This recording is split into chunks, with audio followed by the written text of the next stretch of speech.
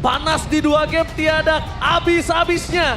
Dan kita bakal menyaksikan apakah Geek Farm kembali bangkit sebagai Kingslayer atau Araki Hoshi mendapatkan tempat pertama di babak playoff. So, Emerald mana tepuk tangannya? Let's go to the land of down. Apakah Geek Fam berhasil ya menutup nih akhir dari ya bisa dibilang masa Kingslayer mereka di season kemarin ya dengan pilar-pilar baru. Atau malah sekarang RRQ membuktikan kalau masih loh ini masih eranya pilar baru. Wah makanya kita lihat bakal kebangkitan dari Kingslayer atau bahkan babak playoff yang dinantikan RRQ berhasil mereka dapatkan. Dari ngeliat match sampai landingnya itu dia yang gue bilang. Kini dia bisa tembak di bagian manapun untuk menangin range-nya. Dari enhanced basic attack dan itu sakit banget tau. Range yang jauh bikin dia gak bisa dibales. Oh bahkan daerah di arah bottom lane mencoba untuk mendapatkan first blood. Tidak ada kenal kendor. Itu dia. Panas match papan atas membuat permasukan dari tim. Kedua belahnya ini benar-benar membuat mereka semangat sekali Lim. Ya gak ada yang mau kalah. Bahkan rivernya ini dikuasai dan dari segi emblem. Support emblem pakai inspire juga talent di cooldown pertama ya untuk Badang karena spam dari face breaknya juga untuk Thunderbelt nanti dapat stack. Sementara untuk Zaz nih dia pakai Rapture. Ya dia tahu nih untuk damage yang lebih pasti lagi nanti ketika dia buka Dominator Descent itu penting makanya Rapture di turn pertama. Oke, tapi kalau melihat ke arah mid lane, Aboy juga benar-benar agak bergerak dengan cukup hati-hati. Karena ini membuat pressure yang bisa didapatkan terhadap Link-nya kalau dia salah satu langkah aja Profesor. Waduh, ini Link salah satu langkah apalagi di early game ya. Dimana dia butuh banget level, butuh banget scaling, tapi kadu objektif juga nggak boleh buru-buru. Karena emang bukan tepatnya. Dan seperti biasa lawannya Suyo ya. Alangkah baiknya mungkin dilepaskan aja atau seperti biasa ya. Membiarkan nanti Link-nya dapetin level 5, buying time, dan nanti tiba-tiba menang dari damage distribution. Oke, tapi nampaknya counter setup selama Baleski masih belum berada di level 4. Kayaknya agak cukup berat untuk saat ini. Tapi kondisi dari para pasukan dari tim RRQ, mereka sudah melakukan setup menuju ke arah Turtle. Informasi juga pun telah didapatkan. Gops hanya memberikan vision dengan 3 orang yang ada di depan sana. Dapat sih dengan sangat instan.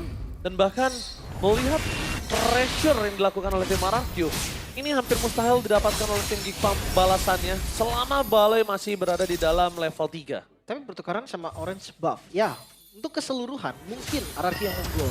Tapi untuk individual, Make masih bisa ngejar ini. Ya jatuhnya secara individual aja ya. Balik lagi Make dapetin 2 orange buff dan 1 purple buff.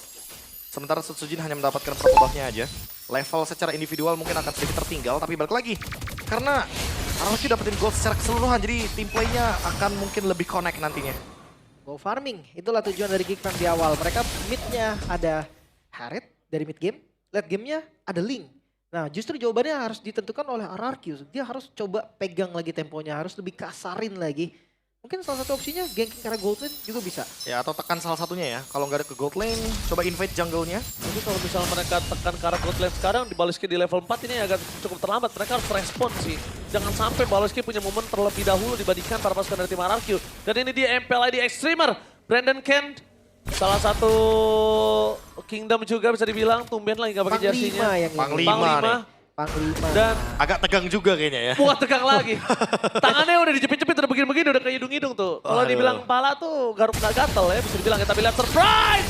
Menuju ke arah belakang, lihat mencoba diselamatkan oleh para pasukan dari tim RRQ lainnya. Bahkan squad didapatkan para pasukan dari tim RRQ.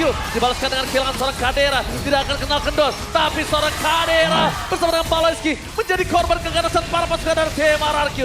Ghost gak ada jalan untuk pulang, gak ada primal ward. Dan bahkan Ghost di depan sana harus menjadi korban ketiga. RRQ merespon dengan sangat cepat dengan tidak adanya para boy. Kali ini tim fight-nya berbeda sangat jauh. Oh kelihatan? Oh, Walasit dan bahkan Make Tempest of Blood for defensif menandakan Turtle kedua sudah ada di tangan dari RRQ. Sampai saat ini temponya masih dipegang ya sama RRQ. Dan kita tahu yang pegang tempo jarang lepas. Sementara ya, ada gangguan sedikit dari Baloy tapi gak ada masalah juga. Retribution masih on point. Ya, selesai Retribution ya, seperti biasa secure untuk turtle objektif. Dan untungnya tadi tiba-tiba hadir dari Traction Pulse-nya Toy. Yang hampir saja membuat Make mendapatkan dengan cuma-cuma adanya purple buff. Tapi balik lagi pertukaran demi pertukaran selalu menguntungkan pihak RRQ 2000 gold lead.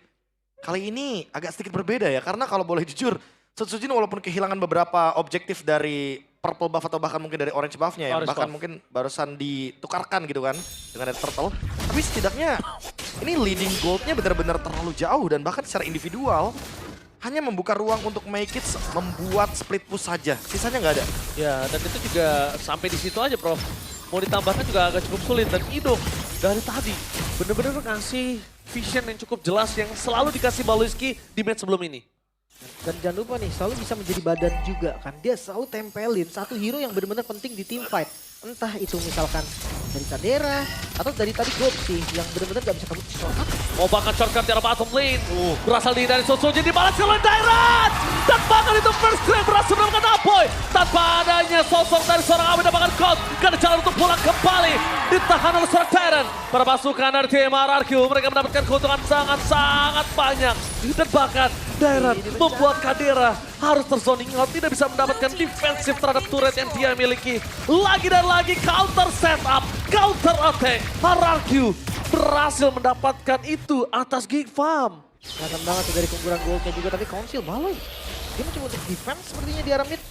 Dan untungnya tadi, Purple-nya nggak di-invade. Karena ketika ada invade Purple lagi, retry-nya kepancing, berarti bisa jadi RRQ protector tuh. Dan pertandingan keduanya adalah Geek Fam 2 kali loh membuka portal yang terekspos. Berarti RRQ sadar betul bahwa ini Geek Fam posisi teman-teman yang lain mungkin dari Gobs, dari Aboy, bahkan dari Cadera bener-bener membuat portalnya gampang buat dimasukin. Oke, langsung ada Consult Gaming. Make It menjadi target utama oleh seorang Tyrant. Tempest Soul akan dikeluarkan, tapi tidak ada Tempest Soul Blade. Dan bahkan di depan sana berpasukan dari tim RRQ. Mereka berhasil mendapatkan 2 poin kill dengan Turtle. 3.600 gold difference. Kadera, seluruh janji dari gold laner atas farmingnya gagal nampaknya karena tercuri begitu saja Kaderanya. Profesor, janji gold laner untuk bisa menggendong di arah late game nampaknya cukup sulit karena Sutsujin memaksa Baloyski mendapatkan shotgun tapi tidak ada gunanya. Tidak ada yang bisa menjawab itu semua. Tidak ada yang bisa datang. Tidak ada yang bisa melakukan covering out terhadap seorang Baloyski. Oke, yang pertama mungkin tadi link dari Make It yang belum menjadi Tongputs. Alasan dibalik efek stun yang tidak henti tadi. Yang nggak bisa untuk ngeluarin Tempest Soul Blade bahkan. Tapi Kadera tiba-tiba bisa jadi kill keduanya. Ya terlalu overzone ya tadi ya. Dia ingin melakukan split push dan Gobs. Ghost mau dimakan. Ghost mau dimakan kali ini tapi nampaknya berpasukan dari tim RRQ. Mereka mau Gobs sekalipun. Mereka udah sadar Gobs ini nggak bisa dikasih space juga. Attack defense juga ya, karena di top lane-nya lagi melakukan sebuah pergerakan untuk menyerang ke arah turret. Dan gue suka dari Sutsujin, dia lepaskan 4 pemainnya karena dia tahu dengan ada Zax damage-nya cukup. Dia langsung ngelakuin cover terhadap bottom lane-nya. Supaya split push power yang dimiliki dari ini itu gak berhasil. Ditarik tapi Lord Lord Pathway Pathway ditutup. Ditutup, mereka mencoba untuk zoning out. Mencoba untuk memaksa menuju ke arah power. Purple buff, perpasukan dari tim RRQ. Mendapatkan purple buff atas Link Magis. Dan ingat, Link tanpa purple buff. Ini aku tanpa kamu setengah nyawa.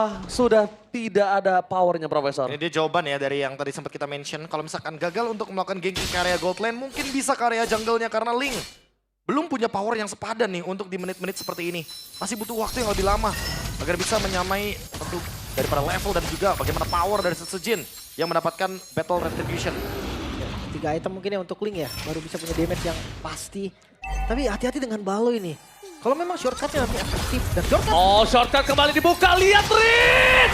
Cover sama teman-teman bersama dengan seorang Tyrant. Langsung melakukan positioning yang sangat baik. Kehilangan seorang Baloyski kembali untuk kesekian kalinya. Lihat respon Rin, lihat Tyrant. Dia langsung flicker melakukan cover dengan sangat-sangat cepat. Efektivitas yang sangat tinggi.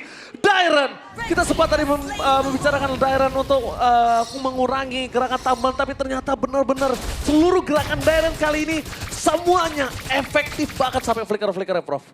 Balik lagi ya tadi ada sebuah portal yang terekspos dan langsung di cover dengan cepat juga. Apalagi buat sekarang dengan kehadiran dari Oracle yang akan membuat shield dia makin banyak nih untuk Dairon. Lord Pathway, Baloy dipukul mundur lagi. Dan lihat dari semua player RRQ mereka unggul dari segi gold.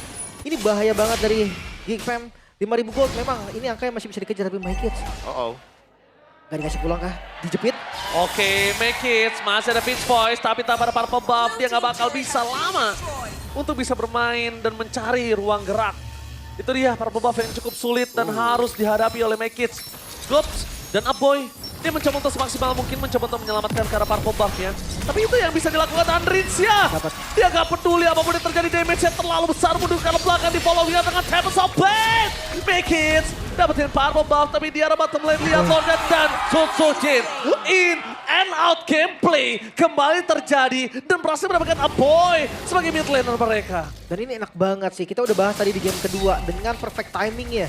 Dan bahas, di bagian bawah hilang. Tanpa ada penjagaan sama sekali. Wah gak bisa Lim, masalahnya udah gak ada Aboy. Kadera kalau dia main terlalu offside, Zaman Force keluar, ini bahaya nantinya. Dan power clear-nya juga nggak sekuat itu kan, karena ada Chusin di sini. Jadi nggak bakal cepet-cepet banget untuk clear mini. Dipaksa mendapatkan best turret di mid lane. Bakal membuat Tyron di depan sana menjadi sebuah padan, tapi lihat Paloy? fokus. Dan Palaiski, shortcut-nya kembali gagal. Bahkan Megis mencoba untuk melakukan sedikit flanking gaming time. Masih disambar menjadi satu pilihan utama dan free hit. Toy terlalu sakit. Lihat, satu item yang cukup mahal, Plot Wings, merubah segalanya untuk para pasukan. Dan ini bencana! Inilah pemain Fus Karabes dan Rex Regum Kill mendapatkan tiket pertama ke babak playoff. What the river sweep from RRQ.